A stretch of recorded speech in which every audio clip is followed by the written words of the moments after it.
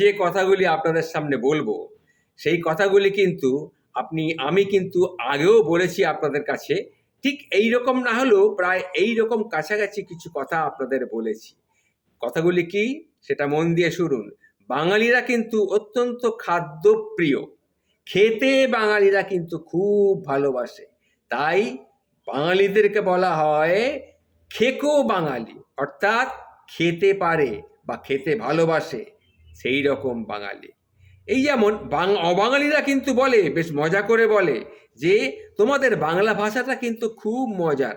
তখন যদি তাকে জিজ্ঞাসা করা যায় কেন এ কথা বলছো তুমি, তখন সে বলবে তোমরা বলো সবেতেই খাচ্ছি। আরে বাবা, সব কিছু কি খাবার জিনিস? যেরকম তোমরা বলো জল খাচ্ছি, আরে জল কি খাওয়া যায়? ঠিকই তো, আমরা বাঙালিরা জল খাই, শুধু খাই না, কেউ কেউ আবার ডুবে ডুবেও জল খাই। আর শুধু জল কেন, বাঙালি দুধ খায়, বাঙালি চা খায়, বাঙালি কফি খায়, বাঙালি কি না খায়, বাঙালি ঢুকু ঢুকু শরাবও খায়, আবার তরল পদার্থ কিছু খায়। বাঙালি বিড়ি খায়, সিগারেট খায়, চুরুট খায়। আবার দুর্বল পেটফোঙা বাঙালি, তারা কিছু খেলে হজম হয় না, তখন তারা গ্যাস খায়। খাওয়ার কি শেষ আছে মশাই? কর্তা ব্যক্তিরা সুযোগ পেলেই নিচু স্তরের অর্থাৎ অধস্তনের চাকরি খেয়ে নেয়, বিপদে পড়লে তারা আবার খাবিও খায়। বুঝতে পেরেছেন?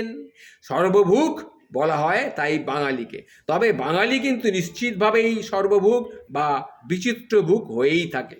বাঙালির দৈনন্দিন জীবনে খাওয়া খাইয়ের বিচিত্র ফিরিস্তি রয়েছে, সেটা শুনলে অবাক হয়ে যাবেন। জানেন কি, বাঙালির গাড়ি পেট্রোল খায়। বিশ্বাস না হলে ড্রাইভারকে আপনি জিজ্ঞাসা করে দেখুন না, তারা বলে দেবে কোন মডেল বেশি তেল খায়। আকাশে ঘুড়ি দেখছেন, আকাশে ঘুড়ি উঠছে, তারা গোঁদ খায়। মাটিতে লাট্টু বনবন বনবন করে ঘুরছে, তারা পাক খায়। আর কেন খাবে নাই বা কেন? আর কোনো ভাষায় কবি খাওয়া নিয়ে আড়ম্বরে কি কবিতা লিখেছে? খাই খাই করো কেন, এসো বসো আহারে, খাওয়া রাজব খাওয়া, ভোজ কয় যাহারে। আরে বাবা, যারা বিশ্ব সাহিত্যের ভুরি ভোজের খোঁজ খবর রাখেন তারাই বলতে পারবেন এরকম খাই খাই কবিতা আর কোনো ভাষায় আছে কি না। বাংলা ভাষার শ্রেষ্ঠ কবি তো জীবন শুরু করেছিলেন এই খাওয়ার গল্প দিয়েই।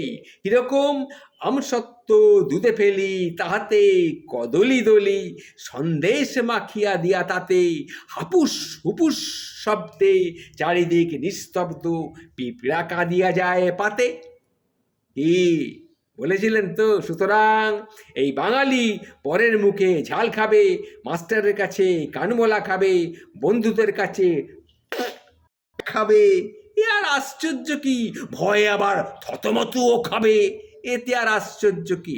আবার আর একটু পিছিয়ে যান, দেখবেন অষ্টাদশ শতাব্দীর কবি রায়গুণাকর ভারতচন্দ্রের কাব্য অন্নদামঙ্গলে ঈশ্বর পাটনি বর চাইলেন। কি বর চাইলেন?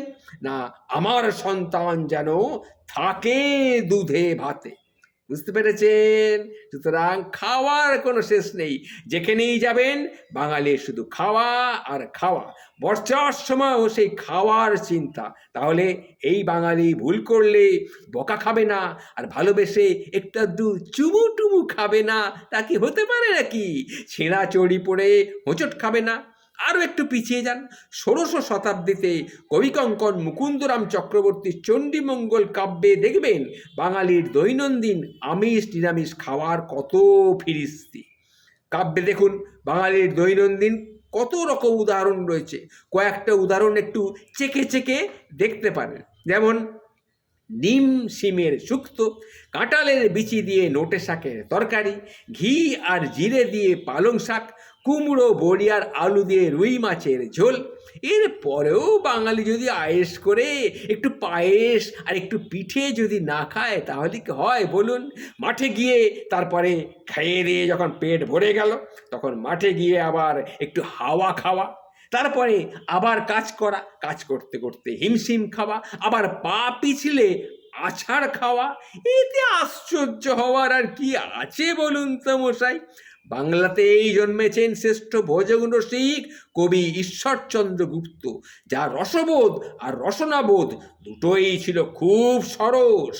তার একটি কবিতার শিরোনাম হেমন্তে বিবিধ খাদ্য। বুঝতে পেরেছেন? কবিতার শিরোনাম হেমন্তে বিবিধ খাদ্য। সরস পদ্য রচনা করেছেন বিভিন্ন খাদ্য নিয়ে। আম, আনারস, তোপসে মাছ, কি নেই বলুন তো সে তালিকায়। তোপসে মাছের দুটি লাইন শুনুন: 20 দরে কিনে নিই তাজা দেখে, তাজা তাজা টপাটপ খেয়ে ফেলি ছ্যাঁকা তেলে তেলে ভাজা। কবিতাগুলো পড়লে পেট রোগা দুর্বল লোক ভিড়মি খাবে, পেটুক বাঙালি অবসরে একটু দোল খাবে, বউয়ের কাছে একটু মুখ খাবে, ঝাড়ুও খাবে, জুতো খাবে, গুঁতো খাবে। এসব তো খাওয়ারই জিনিস, খাবে না কেন? সংসারে থাকতে গেলে এগুলো একটু একটু খেতেই হয়। ভক্তিরসের গানের জন্য যিনি অধিক পরিচিত, সেই কান্ত কবি রজনীকান্ত সেন তো লিখেই ফেললেন: যদি কুমড়োর মতো চালে ধরে রত, পান্তুয়া শত শত, আর সর্ষের মতো মিহিদানা বুটিয়া বুটের মতো। ভেবে দেখুন তো, ভেবে দেখুন, যে ভাষায় কাব্যরসের সঙ্গে রসনার এত রসালো মাখামাখি, সে ভাষায় যদি কেউ তাড়া খায়, মার খায়, ঘুষি খায়, একটু আধটু আদর খায়, সে খাওয়াটা কি খুব একটা অস্বাভাবিক হবে? প্রেম প্রকৃতি বিভূতিভূষণের দুটি ছোট ছোট গল্পের শিরোনাম দেখবেন, কি বাটে চচ্চড়ি আর হিঙের কচুরি। একই লেখকের দুটি গল্পের শিরোনাম এই খাওয়ার আইটেম দিয়ে লেখা। সংসার ত্যাগী বিবেকানন্দ নির্বিধিদায় বলেছিলেন, যে ভালো রাঁধতে পারে না সে ভালো সাধুও হতে পারে না। বুঝে দেখুন, বাংলা ভাষায় তাই ভাবের প্রকাশে খাওয়ার কোনো অভাব নেই, শুধু খাই খাই আর খাই খাই।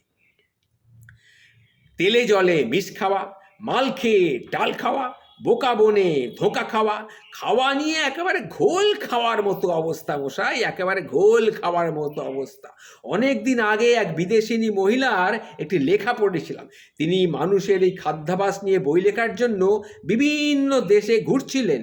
আমাদের দেশেও তিনি ঘুরতে ঘুরতে এক সময় কলকাতায় এলেন। তিনি বলেছিলেন, তার দেখা একমাত্র কলকাতাই একমাত্র শহর যেখানে লোকেরা ব্রেকফাস্ট খাওয়ার সময় লাঞ্চ কি খাবে সেটা ভাবে, আর লাঞ্চ খেতে খেতে চিন্তা করে রাত্রিরে ডিনারে কি খাবে। তাই তো বাঙালি দুধও খায়, আবার তামুকও খায়, কেউ কেউ আবার চুপি চুপি টাকাও খায়। পকেট মারা ধরা পড়ে আবার মারও খায়। কারা যেন আবার একটু ঘুষ টুসও খেয়ে থাকে, চুপি চুপি চুপি চুপি ঘুষও খায়। ভিড়ের মধ্যে ধাক্কাও খায়, ফুটবল মাঠে গোল খায়। সুকুমার রায় তো এই জন্যই রায় দিয়েছিলেন, এত খেয়ে যদি নাহি ওঠে মনটা, খাও তবে কাঁচকলা, খাও তবে ঘন্টা। তাহলে বলুন তো, বাঙালিরা জল খাবে, এতে আর অন্যায় কি আছে বলুন? বুঝলেন তো? তাই বলছি কি, আমিও তো একজন বাঙালি, আমিও জল খাই, ভাত খাই, মাছ খাই, মাংস খাই। মোটামুটি মোট কথা হলো গিয়ে, একজন বাঙালি যা যা খায় আমি তাই তাই খাই। আমি বাংলায় থাকি, আমি বাংলার খাই, আমি বাংলায় কথা বলি, আমি বাংলাকে ভালোবাসি। তাই বলে অবাঙালির হাতে কিন্তু মার আমি খেতে রাজি নই। বাংলাকে তাই আমি কখনো ভাগ হতে দেবো না, এটা কিন্তু খেয়াল রাখবে। আমি বাংলাকে ভালোবাসি, আমি বাঙালি, বাংলা আমার প্রাণ, বাংলায় আমার জন্ম, বাংলায় আমার সব কিছু। বুঝলেন? তাহলে খাই খাই কেন কই, বুঝতে পেরেছেন? নমস্কার।